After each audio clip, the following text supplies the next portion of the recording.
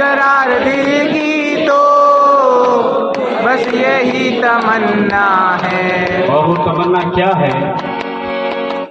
मैं तुम में समा जाऊं, तुम मुझ में समा जाना।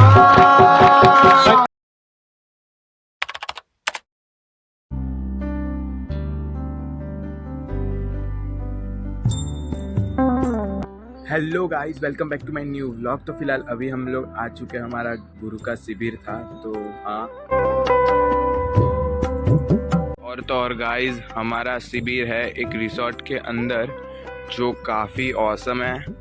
और तो और इधर इतनी अच्छी तरह से पॉजिटिव वाइब्स आ रही है कि भी आप लोगों को क्या ही बताऊँ, ये चीज़ बस सिर्फ फील हो सकती है।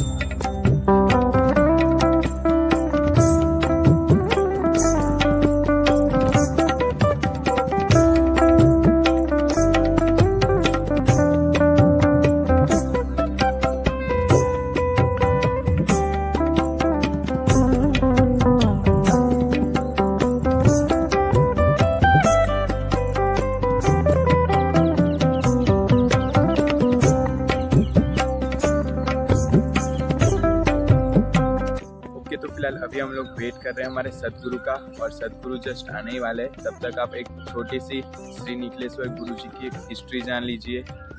योग, तंत्र, मंत्र, ज्योतिष, हस्तरेखा, सामुद्र शास्त्र, ध्यान, शाबर मंत्र, अघोर, सम्मोहन विज्ञान, 10 महाविद्या, अप्सरा साधना, कर्ण पिशाचिनी, किन्नरी साधना, हवन, पारद विज्ञान, आयुर्वेद, रसायन विज्ञान, वास्तु, शमशान जागरण, देव सिद्धि और कई ऐसी सिद्धियों में पारंगत थे। आध्यात्मिक जगत में कोई भी ऐसी सिद्धि नहीं थी जो उनके पास ना हो। आप जिस विद्या की भी कल्पना कर सकते हैं, वे सभी विद्याओं में वे पारंगत थे। और उन गुरु का नाम है स्वामी निखिलेश्वरम और उनके गृह जीवन का नाम है डॉक्टर नारायण दत्त श्रीमाली। इनका जन्म सन 1931 में राजस्थान में हुआ था और उनका आध्यात्मिक नाम परमहंस स्वामी निखिलेश्वरानंद है। इनके विषय में कहा जाता है कि इनके पास एक धातु की देवी काली की प्रतिमा थी और वो जब देवी काली की साधना में बैठते थे तो वो मूर्ति देवी काली के साक्षात रूप में उन्हें दर्शन देती थी। जब वे साधना कक्ष में देवी काली की साधना के लिए जाते थे तो उनके पास साधना करने की कोई भी वस्तु उनके पास नहीं होती थी, लेकिन बाहर बैठे लोगों को उस साधना कक्ष से फूल, मिठाइयाँ और जो चीज भी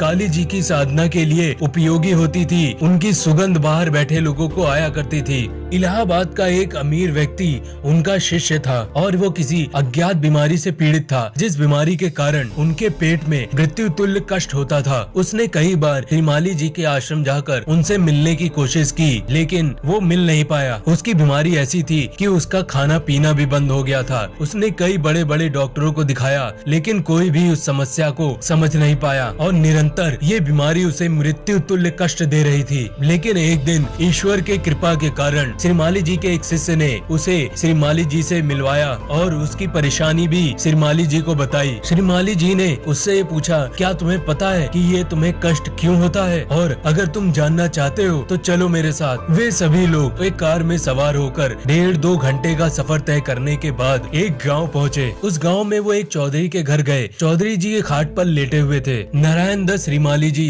और वो पीड़ित व्यक्ति और उनका शिष्य जाके उस चौधरी से मिलते हैं और कुछ देर बात करने के बाद पता चलता है कि उन चौधरी जी का एक पुत्र था जो कि बहुत ही दुष्ट प्रवृत्ति का था और उनका पुत्र रोज कई चिड़ियों का शिकार करता था और उनकी जीभ का सूरमा बनवा के खाता था। लेकिन एक दिन उस व्यक्ति की बंदूक साफ करते समय गोली चलने के कारण मृत्यु हो गई। उसके बाद जब श्रीमाली जी ने उसका चित्र मंगवाया तो लोगों ने देखा कि उस मरे हुए व्यक्ति की जो चिड़ियों को मारता था और जो पीड़ा सह रहा था, दोनों की शक्ल एक जैसी ही थी। अब वो व्यक्ति सारा माजरा समझ गया और उसने नारायण दत्त श्रीमाली जी से अपने पूर्व जन्म के कर्मों की माफी मांगते हुए उन्हें पथ प्रदर्शित करने के लिए कहा। श्रीमाली जी ने उसे एक मंत्र दिया और नियमित तौर पर पक्षियों को दाना डालने के लिए कहा और उसने निरंतर श्रीमाली श्रीमाली जी की आज्ञा का पालन किया और वो पूर्ण रूप से स्वस्थ हो गया। एक बार नारायण दत्त श्रीमाली जी से उनके इंटरव्यू में एक रिपोर्टर के द्वारा ये पूछा गया कि आप अभी हमें यहाँ पर कोई चमत्कार दिखा सकते हैं, तो नारायण दत्त श्रीमाली जी ने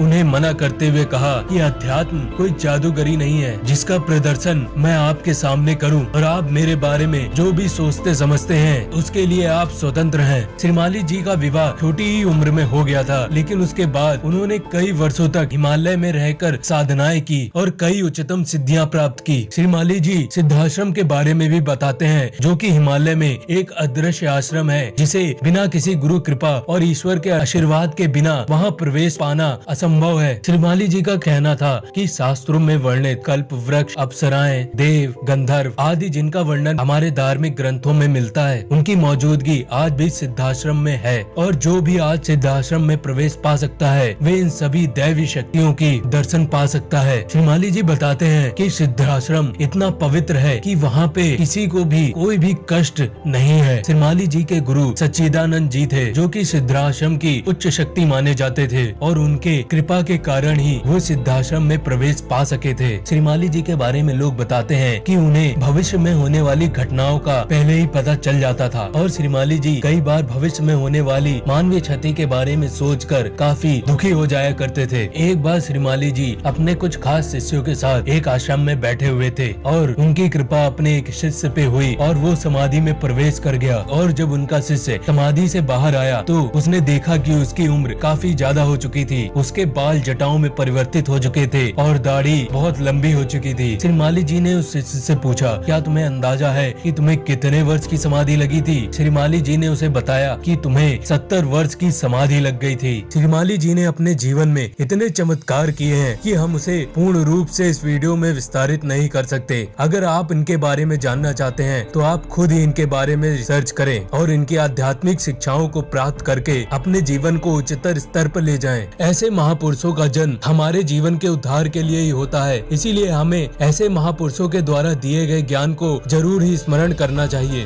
अभी करीबन 10 बज रहे हैं और देखो कितनी पब्लिक है। आयोजक गुरु जी की स्वागत की तैयारी करें।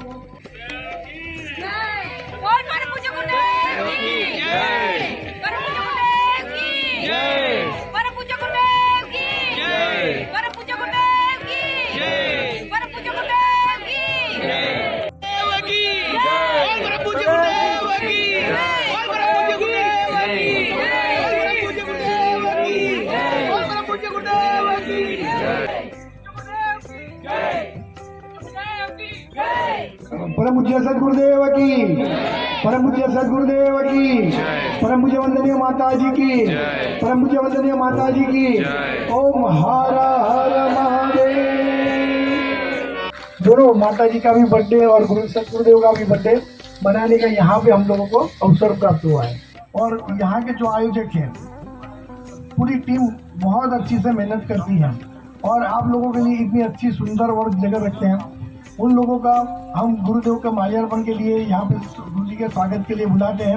आप लोग उनको अच्छे से ताली पाड़ के उन लोगों का इतना मनोबल बढ़ाइए कि बार बार ये शिविर यहाँ पे करते रहें और अच्छे से ऐसी सेवा करते रहें। बड़ौदा से पीके शुक्ला जी सब पत्नी आ जाएंगे, कांति भाई परमार, इन लोगों के अथक प्रयत्न से ये शिविर अच्छे से हो रही है। इन चरणों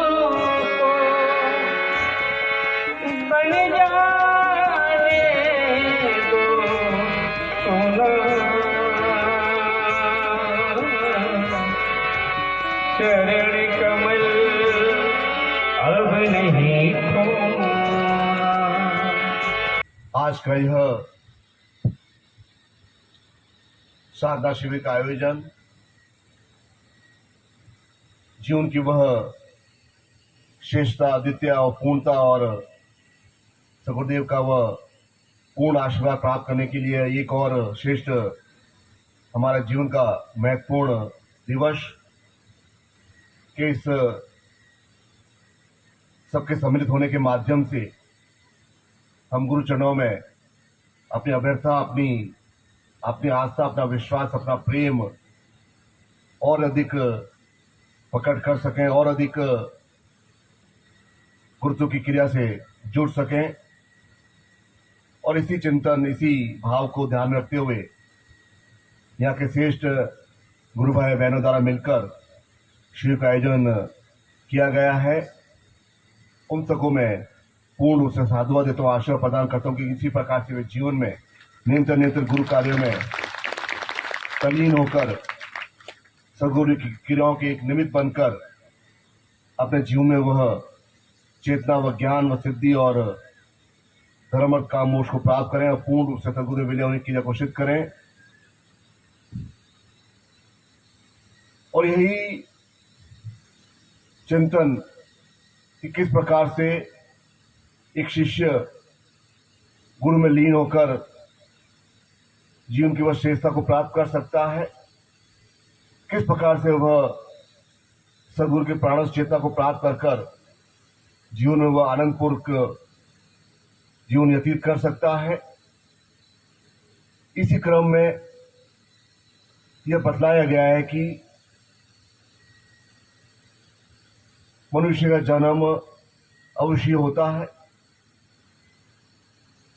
और जन्म लेने की क्रिया वह परम पूज्य सदगुरुदेव की, परम पूज्य सदगुरुदेव की, परम पूज्य सदगुरुदेव की, परम पूज्य सदगुरुदेव की, परम पूज्य सदगुरुदेव की, परम पूज्य सदगुरुदेव की, परम पूज्य वंदनीय माता जी की, परम पूज्य वंदनीय माता जी की, परम पूज्य सदगुरुदेव की। गुरु जी यहाँ पे जहाँ हॉल है अंदर, वहाँ पे सबसे मुलाकात करेंगे, एक एक करके सबसे मिलेंगे। पूरा दिन आपके साथ है गुरु जी। और जो भी अपनी समस्या हो, आध्यात्मिक, अपनी आर्थिक, जो भी प्रारंभिक, अपने कुटुंबिक जो भी समस्या गुरु जी के चरणों में रखिए। गुरु जी जो आज्ञा करते हैं उसके अनुसार आप उसका पालन करिए। गुरु जी की आज्ञा, सब लोग वहाँ पे लाइन बना के खड़े रहेंगे, गुरु जी सबसे भेंट करेंगे। यह छोटा सा स्टॉल है जहाँ पे गुरु की सारी चीज़ें मिल जाती है और सारी सामग्री मिल जाती है इधर।